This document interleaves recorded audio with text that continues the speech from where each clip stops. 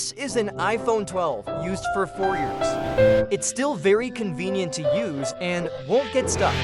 The speaker and earpiece are very quiet. I plan to replace the battery and it will last 6 years.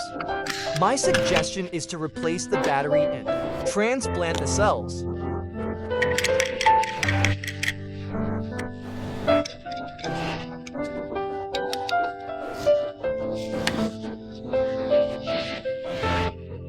After replacing it, there will be no unknown parts or pop-up reminders. Apple 12 uses low-voltage battery cells. Release an extra 200 mAh of capacity, and the battery life will be very good. If your battery is no longer durable, the health of the battery is about 0.80%, and there is frequency reduction, heat, and lag. Next is the process of transplanting the battery cells.